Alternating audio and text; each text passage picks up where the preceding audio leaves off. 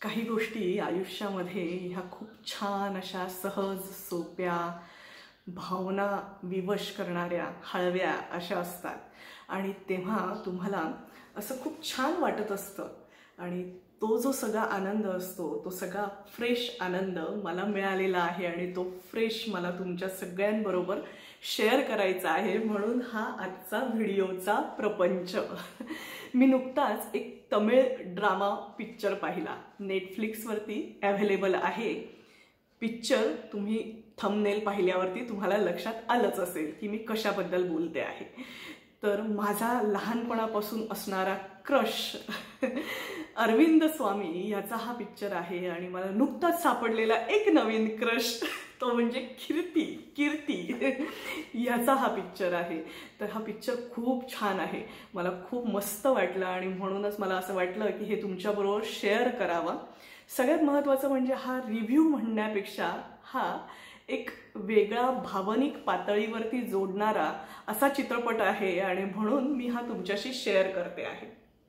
चित्रपट जो आहे ना तो साधारण 95 म्हणजे 90च्या दशकातला असा चित्रपट आहे। 90च्या दशकातला ज्यांचं म्हणजे माझ्यासारख्यांचं ज्यांचं लहानपण त्या काळामध्ये गेलेलं आहे ते सगळेजण ह्या चित्रपटाशी, ह्या चित्रपटाच्या वातावरणाशी, त्या भावनांशी लगेच रिलेट होतील म्हणून हा चित्रपट बघण्यायोग्य आहे। की काय आहे माहिती आहे का की ह्या चित्रपटामधले जे पुरुष आहेत ना तर ते सगळे पुरुष हे खूप छान आहेत, खूप गोड आहेत।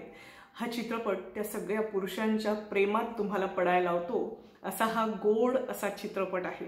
एक मिनिट मी आधी चित्रपटाची जी कास्ट आहे ना आणि कोणी डायरेक्ट केलेला आहे ते सांगते हां।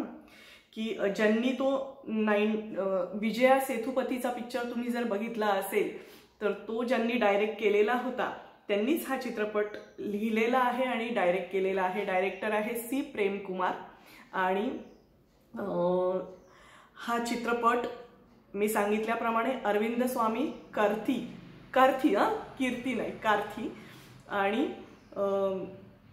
या सगळ्यांच्या भोवती असा फिरणारा हा चित्रपट आहे। ह्या चित्रपटाची स्टोरी ही जी आहे ना ही अरुमोझी आणि अरुलमोझी ह्या दोन व्यक्तींभोवती फिरते आहे। काय आहे की अरुलमोझी जो आहे म्हणजे अरविंद स्वामी, आता मला ते नाव सगळं लक्षात राहणार नाही त्यामुळे मी ते नाव परत घेऊ शकणार नाही तर अरविंद स्वामी हा या चित्रपटाचा नायक आहे। तर त्याची बहीण आहे। आपण सगळेजण लहानपणी मी म्हटले ना की आपल्या सगळ्यांच्या बालविश्वाशी भावविश्वाशी जोडणारा असा हा चित्रपट आहे। तर आपण जेव्हा लहान होतो तेव्हा मामाकडे सुट्ट्यांमध्ये जायचो आणि सुट्टीमध्ये धमाल करायचो आणि आपले असे सगळे बच्चे कंपनी जी असायची, सगळ्यांना सुट्ट्या लागलेल्या असायच्या आणि मग कसे सगळेजण आते मामे मावस भावंड सगळीकडे फिरणं खाणं गच्चीवरती बसून गप्पा मारणं अशा सगळ्या गमती जमती आपल्या बाबतीमध्ये घडायच्या आणि सगळेजण मनाने आते मामे भावंड जे असतात ते मनाने असे घट्ट बांधलेले असायचे आणि तिथे काळ जणू काही थांबला आहे अशा पद्धतीने काळ थांबलेला असायचा। आजही आपल्या मनामध्ये आपल्या आते मामे भावंड मावस भावंड यांची जेव्हा आठवण आपल्याला येते तेव्हा आपल्याला ते त्या काळाची आठवतात की नाही? तुमच्या बाबतीत असं होतं का? माझ्या बाबतीत तर नक्कीच असं होतं। तर अशीच ह्या अरुलमोझीची एक बहीण आहे, आते बहीण, जी अगदी छोटी होती आणि तिचं आता लग्न ठरलेलं आहे। सगळ्यात महत्त्वाचा ट्विस्ट आहे तो म्हणजे अरुलमोझीचं गावाकडचं जे घर असतं, मोठा बंगला असतो, पिढीजात असा म्हणणारा ना असा राजेशाही असा मोठा बंगला असतो, मोठं घर असतं त्यांचं, पिढीजात घर असतं ना पूर्वीच्या काळी आपले जसे असायचे तसं घर असतं आणि ते घर हे भाऊबंदकीच्या वादामधनं त्याला आणि त्याच्या वडिलांना सोडावं लागतं आणि ते मद्रासला शिफ्ट होतात। पिक्चर इथून सुरू होतो। अरुलमोझी एका मंदिरामध्ये, तंजावूरला त्यांचं घर असतं, तंजावूरच्या मंदिरामध्ये तो असाच विचारमग्न अवस्थेमध्ये पहुडलेला आहे आणि तिथे हत्ती येतो मंदिरातला आणि तो हत्ती त्याच्याशी बोलायला लागतो आणि तिथून ही चित्रपटाची सुरुवात होते. इथे प्रत्येक क्षणाला तुम्हाला आजूबाजूचा निसर्ग आहे ना, म्हणजे अगदीच खेड्यातला निसर्ग नाही मी म्हणणार, पण शहर आणि खेडं असं जे मध्यमवर्गीय गावं असतात ना, मध्य गावं असे, तर ह्याच्यामधला जो निसर्ग आहे, ह्याच्यामधले जे प्राणी आहेत, आजूबाजूचे पाळीव प्राणी सुद्धा, तर हे या चित्रपटामध्ये तुम्हाला सतत भेटत राहतात. म्हणजे तुम्हाला हत्ती भेटतो, तुम्हाला पोपट दिसतात, पोपटांचा थवा, म्हणजे अरुल मोझी जो त्याच्या छतावरती असे सगळे तांदळाचे दाणे ठेवतो आणि पोपटांचा असा मस्त थवा येऊन आणि तिथे बसतो. तुम्हाला इतकं सुंदर सरप्राईज मिळतं. चित्रपटाची सुरुवातच अशा असंख्य पोपटांच्या साक्षीने होते. फार फार सुंदर वाटतं. तुम्ही हा चित्रपट नक्की बघा, नेटफ्लिक्सवरती आहे. खूप गोड अशा भावना आहेत. आपण आत्तापर्यंत जे अल्फा मेल किंवा मॅचो मॅन अशी जी चित्रपटामध्ये लार्जर दॅन लाईफ अशी पुरुषांची प्रतिमा तयार केलेली आहे ना, त्या पूर्ण प्रतिमेला हा चित्रपट छेद देतो. यातले जे पुरुष आहेत ना, ते आमच्या भावंडांसारखे, भावासारखे, मुलासारखे, वडिलांसारखे, काकांसारखे, मामासारखे, भाच्यांसारखे असे सगळे आजूबाजूचे सामान्य असे मुलं आहेत, माणसं आहेत, पुरुष आहेत, ज्यांच्या भावना ह्या तुम्ही कुठे ना कुठे कधी ना कधी बघितलेल्या अशा आहेत. ह्यामधले जे पुरुष आहेत ना, ते चिडणारे, रुसणारे, प्रसंगी खंबीर असणारे, हळवे होणारे, अबोल, भडाभडा बोलणारे, भरभर बोलणारे, अबोल असणारे, मनातल्या भावना ओळखणारे असे छान असे सगळे पुरुष आहेत. या सगळ्या पुरुषांच्या प्रेमात तुम्ही पडतात. कारण हे पुरुष जे आहेत ना, हे तुमच्या आजूबाजूचे पुरुष आहेत, हे तुमच्या लाईफमधले पुरुष आहेत. या पुरुषांना तुम्ही ओळखतात. जे मॅचो मॅन किंवा अल्फा मेन असतात ना, त्यांना तुम्ही ओळखत नसतात. हे असे साधे भोळे जे पुरुष आहेत की पटकन बोलता बोलता रडणारे, हे पुरुष तुम्ही बघितलेले असतात. डोळ्यात पाणी आणणारे पुरुष तुम्ही बघितलेले असतात. त्यामुळे हा चित्रपट तुमच्या मनाला, तुमच्या भावनांना, मनाला भिडतो आणि भावनांना हात घालतो. असा छान सुंदर असा भावना प्रधान असा हा चित्रपट आहे. तर हा अरुल मोझी जो आहे तो त्याच्या बहिणीच्या लग्नासाठी, भुवना नाव आहे तिचं, तिच्या लग्नासाठी गावी गेलेला आहे. बऱ्याच वर्षांनी, म्हणजे 20 वर्षांनंतर, जेव्हा त्याने पूर्वी गाव सोडलं होतं, त्या प्रसंगानंतर त्यांना गाव सोडावं लागलं होतं, घर सोडावं लागलं होतं आणि त्यानंतर तो गावी गेलेला आहे. तर आपणही कधीही जेव्हा लग्नामध्ये कुठल्या जातो तेव्हा आपण कितीतरी नातेवाईकांना ओळखत नाही, हो की नाही? तुमच्या बाबतीत होतं का असं? आणि आपल्या मनामध्ये ते नातेवाईक जे असतात ते लहानपणीचे असतात किंवा त्यांच्या तरुणपणीचे असतात. आपण जेव्हा त्यांना बघतो तेव्हा ते एकदम म्हातारे झालेले असतात किंवा तरुण झालेले असतात. त्यांनाही आपण ओळखत नाही, आपल्यालाही ते ओळखत नाही, अशी सगळी परिस्थिती असते. पण ह्या अरुल मोझीला मात्र सगळेजण ओळखत असतात आणि त्याच्या येण्याने सगळ्यांना खूप आनंद होतो. मग त्या ह्याच्यामध्ये त्याचे जे ते भाऊबंद आहेत, त्यांच्याशी असणारे त्याचे वाद, त्याला म्हणजे कसं असतं माहिती का, लग्नामध्ये जेव्हा बायका एकमेकींना भेटतात तेव्हा त्या एकमेकींची चेष्टा करतात, एकमेकींच्या जवळ जातात, एकमेकींना स्पर्श करतात. पण आपण पुरुषांच्या बाबतीत ना ते असे मस्त पोशाखी असतात असंच समजून असतो. पण या चित्रपटामध्ये मात्र पुरुष हा एक दुसऱ्या पुरुषाला डोळे झाकून आणि ओळख पाहू मी कोण असं म्हणतो, तेव्हा तुम्हाला खूप मजा वाटते. अशी खूप मज्जा येते पिक्चर पाहताना.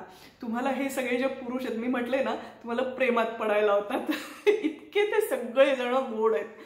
तुमच्या आजूबाजूला तुम्ही हे सगळे लोक बघितलेले असतात आणि असे छोटे छोटे सरप्राइजेस या चित्रपटामध्ये आहे. तर तो अरुल हा ह्याच्यासाठी जातो, लग्नासाठी जातो आणि त्याला त्या सगळ्या वातावरणात, त्याच्या त्या गावामध्ये त्याला जायचं नाहीये. त्याला त्याच्या त्या घराच्या बद्दलच्या ज्या आठवणी आहेत त्या आठवणी आता नको आहे. त्याने ते सगळे पाश तोडून आणि आयुष्यामध्ये पुढे गेलेला आहे आणि त्याला हे सगळं काही नको आहे. आणि अशा वेळेला त्याला एक जण भेटतो आणि तो त्याच्याबरोबर दिवस रात्र राहतो. तो त्याला त्याच्या घरी घेऊन जातो स्वतःच्या, आणि तो त्याचा भाऊ आहे असं तो त्याला सारखा सांगत राहतो.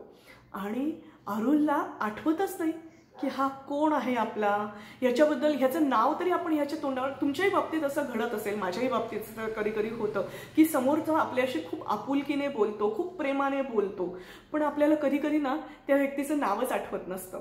आणि अशा वेळेला त्या व्यक्तीला आपण त्याचं नाव कसं विचारावं हा पण संकोच आपल्याला वाटत असतो. तर असाच संकोच अरुलला पूर्ण चित्रपटभर वाटत राहतो की इतका तो त्याचा भेटलेला जो भाऊ असतो त्याला आपण कुठे बघितलेलं आहे वगैरे वगैरे ह्याला काहीच आठवत नसतो. हा मस्त मस्त मजेत असतो अरू मोझी जो आहे तो, की तो आनंदाने त्याला तो ओळखतं मात्र अरुल मोझीला, आणि मग तो त्याला सगळीकडे फिरवतो. या चित्रपटामध्ये खूप नाजूक साजूक असे प्रसंग आहेत हळवे करणारे. जी बहीण आहे जिच्या लग्नासाठी तो गेलेला आहे, तर त्या बहिणीच्यासाठी त्याने गिफ्ट आणलेलं आहे आणि सगळ्या स्टेजवरचे जे आलेले गेस्ट असतात ना त्यांना थांबवून आणि ते गिफ्ट ती उघडते आणि ते गिफ्ट उघडून आणि त्यातले जे वस्तू आहेत, त्याने जे दागिने तिच्यासाठी घेतलेले आहेत ते दागिने ती त्याला घालायला लावते आणि त्यातले जे पैंजण आहे तो स्टेजवरती बसून आणि तिच्या पायामध्ये घालतो. असे खूप नाजूक नाजूक असे गोड असे प्रसंग या चित्रपटामध्ये आहेत जे तुम्हाला भावनाशील करतात, जे तुमच्या भावनांना हात घालतात. म्हणूनच साऊथचे पिक्चर तुम्हाला का आवडतात, कारण ते तुम्हाला ना माणसं दाखवतात, हिरो म्हणून दाखवत नाही. त्यातले जे हिरो आहेत ना ते माणसं असतात आणि ते तुमच्या आजूबाजूचे असतात. कोणी जाडे असतात, टकले असतात, काळे असतात. मी हे बॉडी शेमिंग करत नाही आधीच सांगते, पण ते जे असतात ना ते माणसं असतात. तुमच्या आजूबाजूचे जे लोक असतात तसेच ते असतात. मस्तपैकी असे 6 ॲप कमवलेले वगैरे असे लोक नसतात, तुमच्यासारखेच असतात, सामान्य असतात, आपल्या सगळ्यांसारखे. तर तो जो प्रसंग आहे की तो तिला ते पैंजण घालतो, तो प्रसंग फार फार म्हणजे मला तो आत्ता सुद्धा सांगताना डोळ्यात पटकन असं भरून येतं की खूप छान वाटतं तुम्हाला की कोणीतरी भाऊ असा स्टेजवरती मुलीला अशा पैंजण घालतो आहे आणि तो जो क्षण आहे तो क्षण सगळ्यांनाच अशा भावना उचंबळून येणारा असा क्षण आहे. तर हा जो आहे हा त्याला घरी घेऊन जातो, त्याचा जो भेटलेला भाऊ आहे, कारण ह्याला तिथे थांबायचं नाहीये अरुल मोझीला त्या गावामध्ये. मग लॉज शोधायचं, कारण हा म्हणतो की मी तुम्हाला बसने घेऊन जातो, मग चहा पिऊयात. मग चहा पितात आणि बस निघून जाते आणि ती शेवटची बस असते तंजावरला जाणारी. तर मग लॉज शोधण्याचा प्रयत्न करतात, तो लॉज काही मिळत नाही. मग शेवटी तो त्याच्या घरी जायला तयार होतो, कारण नाईलाज असतो रात्रीच्या वेळेला कुठे हे करायचं असतं. पण ती जी भुवना असते तिचं लग्न असतं ते पहाटे असतं आणि त्या लग्नाला अरुलला थांबायचं नसतं, कारण त्याला ते सगळंच नको असतं, त्याला त्या जुन्या आठवणी नको असतात. आणि तो सतत अरुल हा विचारामध्ये पडलेला असतो की हा कोण आहे, आपल्याबरोबर दिवसभर असणारा हा माणूस कोण आहे, हा कोण आहे. त्याला काही ते प्रश्न हे होत नाहीत.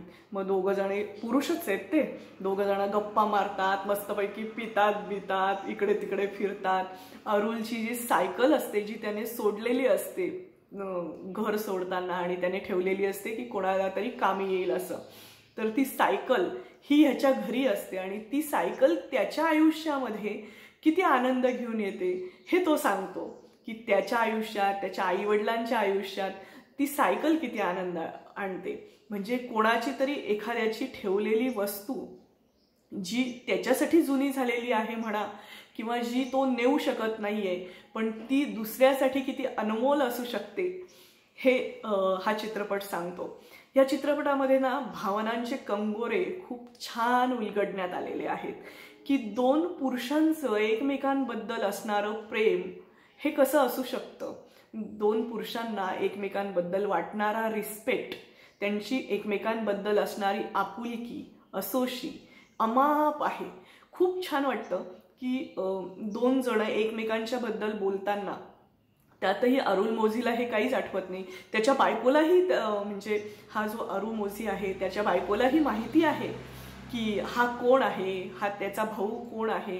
आणि तो त्या घरी घेऊन येतो तेव्हा ती पूर्ण तयारी करते, मस्त गप्पा मारते त्याच्याशी, आणि त्याला मात्र काहीच आठवत नाही आणि ती प्रेग्नंट आहे. आणि जेव्हा हा सांगतो की मी तुझ्यावरनं माझ्या मुलाचं नाव ठेवणार आहे, मुलगा झाला काय मुलगी झाली काय, नाव मात्र एकच असेल, अरुल मोझी.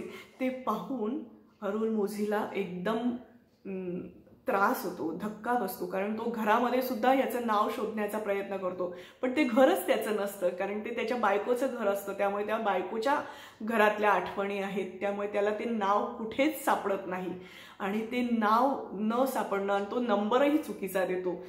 कधी कधी कसं असतं, तुम्हाला अनवॉन्टेड लोक असतात आणि त्यांना तुम्ही खोटा नंबर सांगतात, तसा नंबर, खोटा नंबर हा ह्याला सांगतो आणि लग्नामध्ये, आणि तोच नंबर मात्र अरुण मोझी जो आहे तो खरा नंबर कागदावरती त्याला लिहून देतो.